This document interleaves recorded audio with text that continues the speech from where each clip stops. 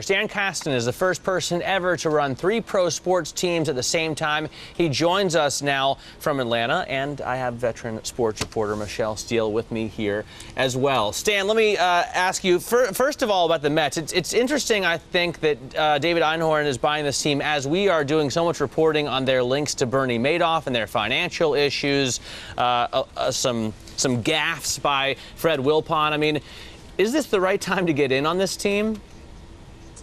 Well, I think these are very, very rare assets. You know, there are only 2 Major League Baseball teams in New York. They change hands very, very rarely. And this is an opportunity, if you love baseball, to get involved. But also, let's remember, we're talking about the national pastime in the largest market in the world. So there is significant upside here, unlike you could get anywhere else. And you say that these teams or ownership of them changes hands very rarely. Do you find usually that when people buy stakes in Major League Baseball teams that they hold them for a long time? I do think that. And you've seen that in New York. You've seen the Steinbrenner family basically own and control the Yankees for 30 years now or more. And the Wilpons have been involved for 25 years or more. And barring something unforeseen, those teams aren't going to be changing hands anytime soon. So this was an opportunity for Mr. Einhorn to get in, and it sounds like he's very happy with the deal.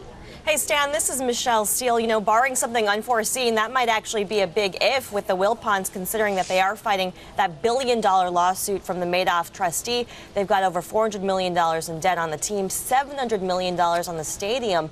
You know, obviously you were in their division with the Nationals, and you're with the Braves for a long time as well. Do you think the Wilpons are going to be able to hold on to this team?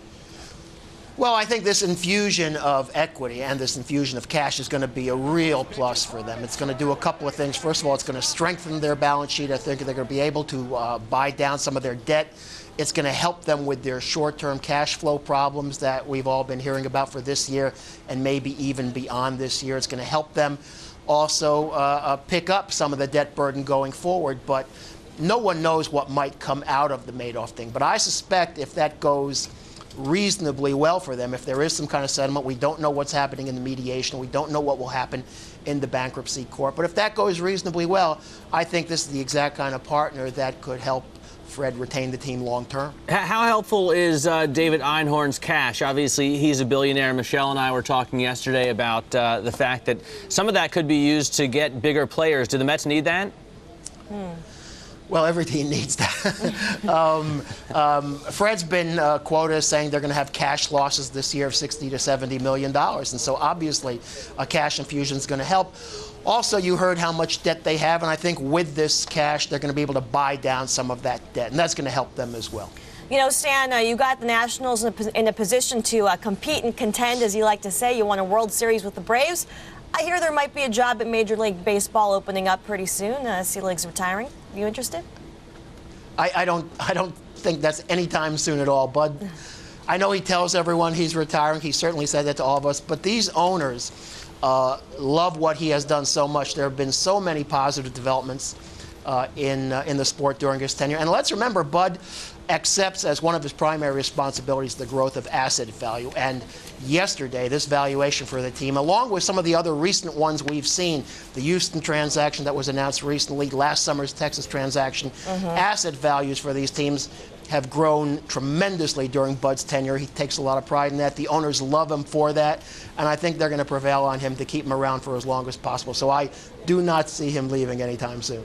All right, we'll find out. And I got to ask you a quick baseball question here. You know, a lot of Mets fans very excited to see Jose Reyes and Carlos Beltran's performances on the field so far this season. Do you think the Mets are going to be able to keep them?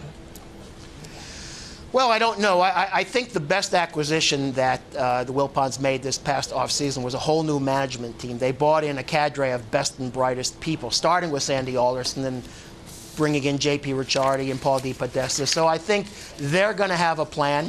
Whether that plan includes keeping Reyes or Beltran, I can't tell you. But I think if they don't plan to keep them, then they may well be moved in midseason. Either way, I think Sandy and his staff, with this cash infusion, really will start to get the team on a much more positive track than they've been in the last few years. And let's remember, we're in New York. If you do things right, the upside is better than it could be anyplace else. Hey, Stan, thanks so much for joining us this morning. Really appreciate it. Stan Kasten there, former president of the Washington Nationals and the Atlanta Braves.